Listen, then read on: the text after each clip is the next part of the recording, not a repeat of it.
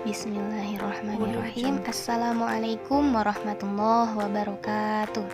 Halo teman-teman, kami dari kelompok 1 mata kuliah Supervisi Pendidikan Islam yang insya Allah pada hari ini kami akan mempresentasikan materi yang berjudul Konsep Dasar Supervisi Pendidikan. Pada mata kuliah ini kami diampu oleh Ibu dosen Bu Dr. Rabiatul Adawiyah. Materi hari ini akan dipresentasikan oleh kami kelompok 1 yang beranggotakan Firman Syah Lahali, Afina Yasmin, Ades Sukmawati, dan Tiffany Amanda Putri. Nah, sebelum masuk pembahasan, kami akan menjelaskan pendahuluannya terlebih dahulu. Bahwa pendidikan adalah usaha sadar dan terencana untuk mewujudkan suasana belajar dan proses pembelajaran agar peserta didik secara aktif mengembangkan potensi dirinya untuk memiliki kekuatan spiritual keagamaan, pengendalian diri, kepribadian, kecerdasan, akhlak mulia, serta keterampilan yang diperlukan dirinya, masyarakat, bangsa, dan negara. Pendidikan merupakan bimbingan atau pertolongan yang diberikan dengan sengaja terhadap anak didik oleh orang dewasa agar anak tersebut menjadi dewasa. Pendidikan adalah segala usaha yang dilakukan untuk mendidik manusia sehingga dapat tumbuh dan berkembang serta memiliki potensi atau kemampuan sebagaimana mestinya. Nah, tujuan presentasi kami pada hari ini yaitu yang pertama, untuk mengetahui dan memahami apa pengertian supervisi pendidikan Islam. Yang kedua, untuk mengetahui apa saja tujuan dan sasaran dari supervisi pendidikan. Yang ketiga, untuk mengetahui apa fungsi dari supervisi pendidikan dan bagaimana perkembangan supervisi pendidikan. Bismillahirrahmanirrahim. Pembahasan yang pertama yaitu pengertian supervisi pendidikan. Secara etimologi, istilah supervisi diambil dari perkataan bahasa Inggris supervision, artinya pengawasan di bidang pendidikan. Orang yang melakukan supervisi disebut dengan supervisor. Secara morfologi, supervisi terdiri dari dua kata, yaitu super berarti atas atau lebih, visi artinya lihat, titik awasi. Seseorang supervisor memiliki kedudukan di atas atau mempunyai kedudukan yang lebih dari orang yang disupervisinya. Secara semantik, menurut Willis dalam Jasmani, supervisi adalah bantuan pengembangan situasi belajar mengajar agar lebih baik. Menurut Departemen Pendidikan Nasional, dalam Jasmani, supervisi adalah pembinaan yang diberikan kepada seluruh staf sekolah agar mereka dapat meningkatkan kemampuan untuk mengembangkan situasi belajar yang lebih baik. Slide selanjutnya, dalam pengertian itu, supervisi pendidikan artinya pembinaan. Pembinaan adalah segala kegiatan dan usaha yang berhubungan dengan perencanaan, penyusunan, pengembangan, pembangunan, pengarahan, penggunaan, serta pengendalian segala sesuatu secara berdaya guna dan hasil guna. Pembinaan yang dilakukan bertujuan agar situasi pendidikan menjadi lebih baik. Situasi pendidikan memiliki cakupan yang sangat luas, dapat dimaknai dengan segala hal yang terkait dengan pendidikan, misalnya metode, motivasi, kultur, dan lain-lain. Slide selanjutnya, ringkasan umum. Dari penjelasan tersebut dapat dipahami secara lebih komprehensif makna dan hakikat supervisi pendidikan, yakni usaha seseorang atau supervisor dalam memberikan bantuan, layanan kepada orang lain atau orang yang disupervisi dalam melaksanakan tugas, kinerja, dan kewajibannya. Supervisi pendidikan ditujukan untuk memberi bantuan dalam pengembangan situasi pembelajar yang lebih baik, sehingga rumusan ini mengisyaratkan bahwa layanan supervisi meliputi keseluruhan situasi belajar, goal, material, teknik, method, teacher, student, and environment. Situasi belajar inilah yang seharusnya diperbaiki dan ditingkatkan melalui layanan kegiatan supervisi. Baik, selanjutnya ada tujuan dan sasaran supervisi pendidikan. Tujuan pelaksanaan supervisi terkait dengan apa yang hendak dicapai dari kegiatan supervisi. Tujuan dari supervisi pendidikan oleh Ahmad Tembun dibagi dalam dua bagian. Yang pertama ada tujuan umum supervisi pendidikan dan ada tujuan khusus supervisi pendidikan.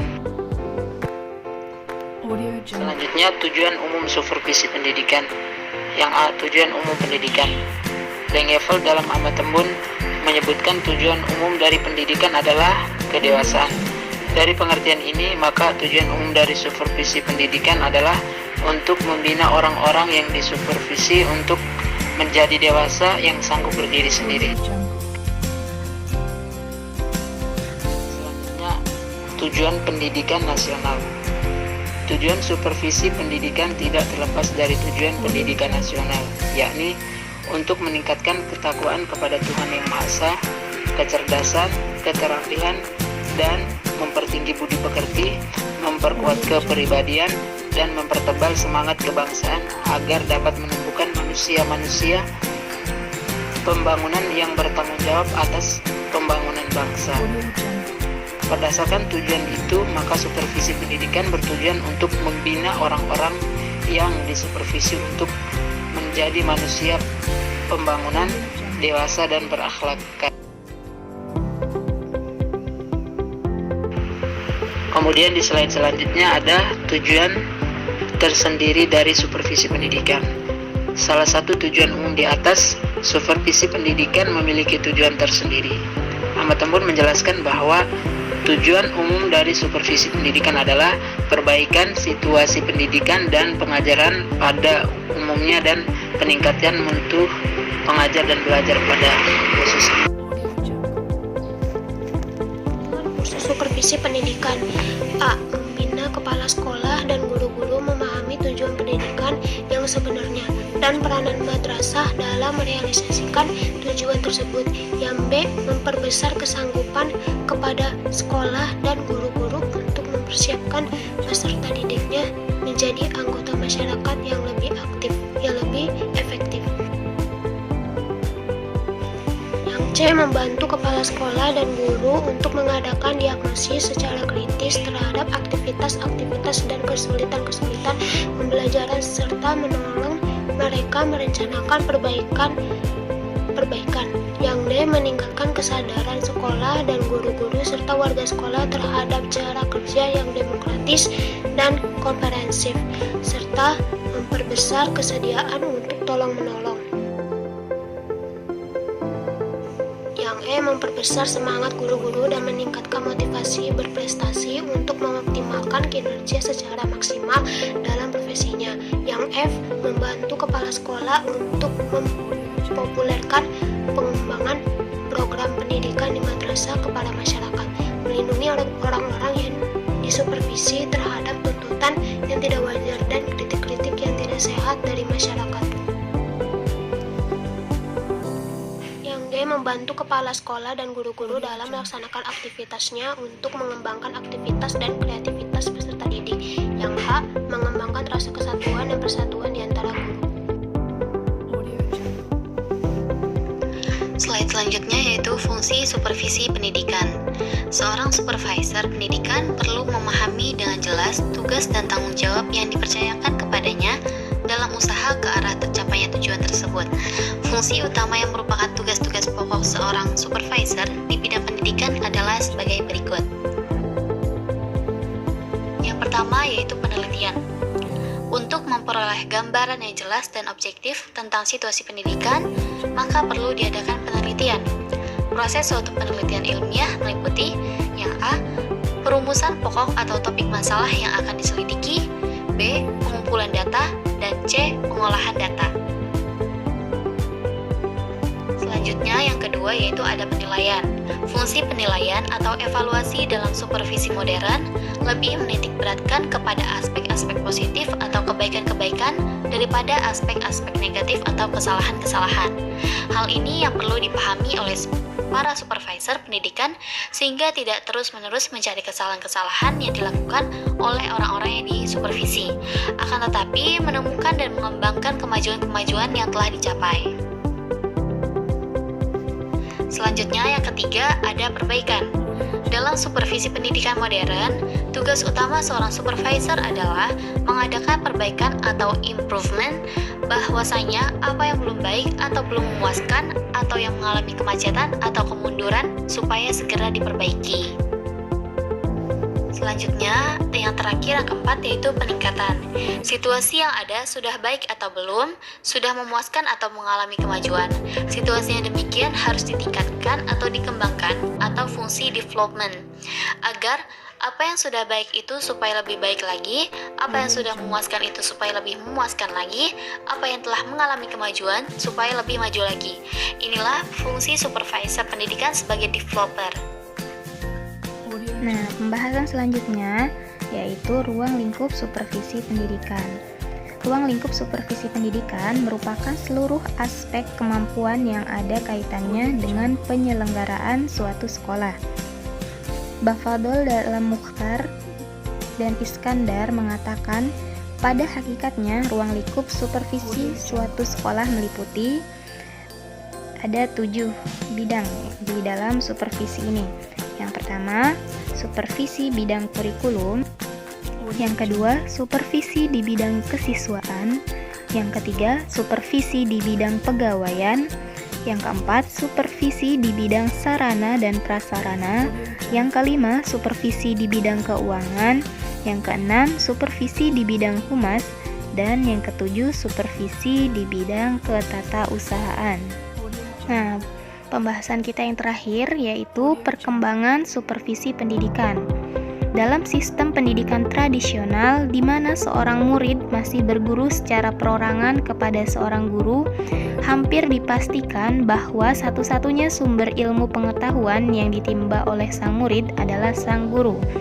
Seolah-olah sang guru telah maha tahu tentang apa saja yang diberikan kepada muridnya.